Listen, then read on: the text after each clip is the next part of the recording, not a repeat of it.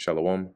First and foremost, I want to give all praises, honor, and glory to Yahweh, Bahasham, Yahweh Shai, Bahasham, Recha Kodash. Double honors to the elders and the apostles of Great Millstone, and peace and blessings to the elect. And today we're going to go into the book of Psalm, the second chapter, or the book of Psalms, the second chapter. So it says here, why do the heathen rage and the people imagine a vain thing? The kings of the earth set themselves, and the rulers take counsel together against the Lord Yahweh and against his anointed, saying. Now, this, prophetically is dealing with, as it was quoted here, you can see the account going into the time of the Acts, right? And this was when you had, or in reference to the wicked scribes and Pharisees, the chief high priest and the, Herodians, right? Herod and the Romans, that when it says here, why why do the heathen rage and the people imagine a vain thing, right? That was them plotting against Yahweh Shai. And it tells you that in the book of Acts, the 4th chapter, which I'll pull up in a second. And then it says here, the kings of the earth set themselves and the rulers take counsel together. So this was, the Herod, Pilate, the Romans, right, and the wicked Israelites conspiring together to come against Yahweh Shai, right, against the Lord and against his anointed. They came against the Lord because they came against Yahweh Shai, and Yahweh Shai said that. He told them, right, if you knew my father, or if you knew my father, you would know me, and if you knew who I was, you would know my father. But instead, they conspired to come against Yahweh Shai, and to put him to death. But here you can see it's mentioned as a vain thing because it was futile, right? They were only doing what prophecy said that they would have to do anyway, and Peter says that. So let's go real quick to the book of Acts, chapter 4, and we'll start at 25.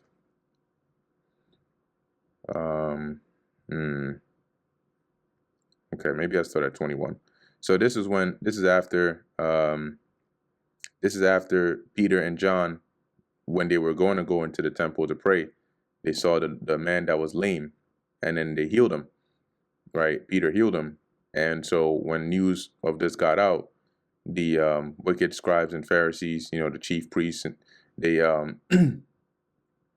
came and tried to threaten the apostles concerning them performing this miracle in the name of Yahweh Shai. So this is Acts 4 and 21. So when they had further threatened them, they let them go, finding nothing how they might punish them because of the people. For all men glorified God for what was done. For the man was above 40 years old, on whom this miracle of healing was shewed, right? The one that was lame, who was able to now walk. And being let go, they went to their own company and reported all that the chief priests and elders had said unto them. And when they had heard that, they lifted up their voice to God with one accord. So when, Peter and those that were with him came back and told the rest of the believers what had happened, they all lifted up their voice to God with one accord and said, Lord, thou art God, which has made heaven and earth and the sea and all that is in them, or all that in them is, who by the mouth of thy servant David hast said, why did the heathen rage and and the people imagine vain things? The kings of the earth stood up, and the rulers were gathered together against the Lord and against his anointed. For of a truth against thy holy child Yahweh Shai, whom thou hast anointed, both Herod and Pontius Pilate, with the Gentiles, which were the Romans, and the people of Israel were gathered together, right? That was the heathen raging and the people, right? The people of Israel imagining a vain thing, right? Gathering together for to do whatsoever thy hand and thy counsel determined before to be done. You see, so they gathering together to come against the Lord, it was really vain because it was in their thinking of stopping the Lord, they were really just fulfilling what the Lord had counseled or determined from the very beginning to happen or to come to pass. All right, so going back to the book of Psalms, chapter 2, continuing in verse 3, it says here, so they conspired, saying, let us break their bands asunder and cast away their cords from us. Right, this is the counsel they took together against the Lord and against his anointed. And what that means of breaking his bands asunder and casting away their cords from us is not wanting to be subject unto the will of the Lord. And, for those wicked Israelites, they didn't even, because their minds were blocked, right? They still had that veil over their minds, that they weren't able to see that this was the will of the Lord, that the Lord sent Yahushua, him being the one to come, right? The Messiah. They didn't see that, so whether they realized it or not, they were fighting against the Lord. In fact, who was it? Gamaliel that said that. He told him, right, lest haply ye be found to fight against God. So casting away the cords from of us, right, or breaking the bands, which is like trying to break free from the control of one. So looking at this in the NLT, it says, let us break their chains, they cry, and free ourselves from slavery to God. He that sitteth in the heavens shall laugh. The Lord shall have them in derision. Right, because it's futile, right? Ultimately, no matter what they try, you can't, break free from the control of the Lord. And number two, you cannot overthrow prophecy. What's written is going to happen, and what the Lord has determined, that is what's going to stand. The Lord shall have them in derision. Let's go into that word derision. It says to mock, to deride, right? So when the time of their because all their efforts they're trying, they're gonna end up looking stupid at the end of the day, which they did. Because what ended up happening, the same Yahushua they mocked was raised up, and now these miracles were being performed in his name, and they knew they knew that they had messed up. Okay, that's why when Stephen said what he said, going back to the book of Acts, the 7th chapter, they were cut to the heart. But what did they do instead? They hardened their hearts some more, and then they put him to death. Verse 5, then shall he speak unto them in his wrath, and the speaking is more of a rebuke. He's going to rebuke them in his wrath. And what is that going to be? By way of bringing judgment. And vex them in his sore displeasure. Let's go into that word vex.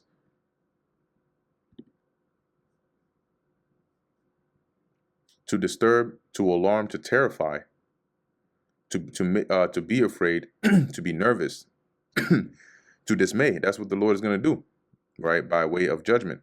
And Yahushua said that, right? You're going to see when you see the Son of Man coming back with great power, and in the clouds. So it says here, and vex them in his sore displeasure. When somebody's angry, it's one thing when somebody's speaking, right? Normally.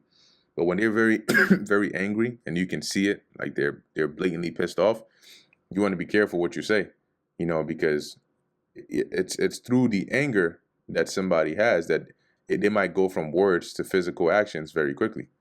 So when you rebuke somebody in your wrath, or you vex them in your hot displeasure, it's more than just words. Because the words of the Lord are more than just words, right? The words of the Lord, they come to pass. The Lord's words are really events. Verse 6, I have set my king upon my holy hill of Zion, right? And ultimately, who is the ultimate king that the Lord has set up? It's Yahushua. Now, at this time, you had David, which the Lord had, set up over Israel, but the ultimate king that will sit on the throne of David is Yahushua, and under him is going to be King David, and then the rest of the governing body. Verse 7, I will declare the decree. The Lord Yahweh hath said unto me, thou art my son. This day have I begotten thee.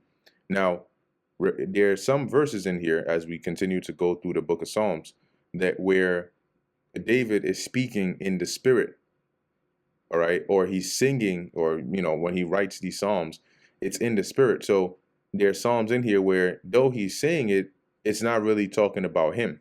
One example is verse 7, right, leading into verse 8.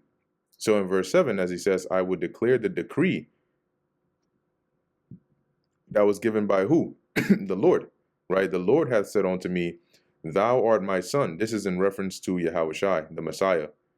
This day have I begotten thee. And how do we know that? When you cross-reference this, the Apostle Paul made mention of this, right? He referenced this actually. I believe it's in the book of Hebrews. Yeah, the book of Hebrews, the first chapter. Let's get that real quick. Hebrews 1 and 5. And in here, in the first chapter here, the Apostle Paul was showing, right, the divinity and the, you know, the separation of the Yahushai from the rest of the angels. He wasn't just a regular angel. He was a regular angel. He was you know, the only begotten of the Father. So as he said, that's why you see him making that comparison, like, the Lord said this to Yahushua. He never said this to anybody else, no other angel. The other angels were ministers, they were servants, right? The Lord, the Most High, made them as servants. Yahushua is made as a son, right? So verse 5, for unto which of the angels said he at any time, Thou art my son, this day have I begotten thee? Unto none other than Yahushua. And again, I will be to him a father, and he shall be to me a son. So what was Paul quoting here? He was quoting the Psalm of David, right? Psalm 2 and 7. Okay. So verse 8, ask of me, and I shall give thee the heathen for thine inheritance, and the uttermost parts of the earth for thy possession. And the heathen, which are these other nations, are, as this is really first in application to Yahushai, and by extension to us as well. And the Lord told us that I'll get that in a second in the book of Revelation. But the Lord is already given, right? Remember, everything has been given into the power of Yahushai. So the heathen for thine inheritance, meaning that you're going to own them, right? They're going to be yours. They're going to belong to you like an inheritance that's actually passed down as servants. And the uttermost parts of the earth for thy possession. So really the entirety of the earth belongs to Yahushai. And not just the earth, but everything that the Lord has created, you know, with the exception of the Most High. So let's go real quick to the book of Revelation. And I believe it's the second chapter. And we can start at the 26th verse. So this is what Yahushai said, right? And he that overcometh and keepeth my works unto the end, to him will I give power over the nations. So when you read here in Psalms 2 and 8, remember it mentions to give thee the heathen for thine inheritance, which are the nations. And when you go to verse 9, it says, thou shalt break them with a rod of iron. That rod is a scepter. So you're going to rule over them with a rod of iron. Thou shalt dash them in pieces like a potter's vessel. And that's like ruling with an iron fist and disciplining when necessary.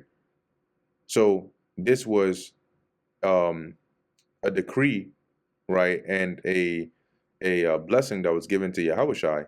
But notice what he says here in Revelation 2 and 26. And he that overcometh and keepeth my works unto the end, to him will I give power over the nations, and he shall rule them with a rod of iron. As the vessels of a potter shall they be broken to shivers, even as I received of my Father. You see that? That privilege was given to Yahushai of his Father. But those that overcome, he's going to extend that to them as well. Okay, so that's why this is first an application to Yahushai, but by extension to the joint heirs with Yahushai. Verse 10, be wise, therefore, O ye kings, the instructed, ye judges of the earth. Serve the Lord Yahweh with fear, and rejoice with trembling. Kiss the Son, lest he be angry. Kiss meaning to reverence, right, or to submit to. And the Son here is Yahushai. Lest he be angry, and ye perish from the way. Because what's going to happen to those that would not submit to Yahushai? They're going to be destroyed. Those that don't submit to him now are not doing his will. And when he comes back, he's going to handle them, right? He's going to destroy them. And when it says, when his wrath is kindled but a little. So if but a little of his wrath is going to cause you to perish, you should know better than to try and rebel against the Son, because all power has been given to him. Don't forget that. Blessed are all they that put their trust in him. And why is that? Because when the time of judgment comes, they're going to be taken care of. And even prior to that. So there's the deliverance, of their souls. And there's also the blessings that come with that deliverance. But it comes to those that put their trust in him and that keep his ways and his instructions, right? The things the Lord has commanded us to do, those that keep them and trust in him and have faith in him, they're going to be blessed. And that brings us to the end of the book of Psalms, the 2nd chapter. Lord willing, that was edifying to the elect. In closing, I want to give all praises, honor, and glory to Yahweh, Bahasham, Yahweh Shai, Bahasham, Rachah Kodash. Until next time, Shalom.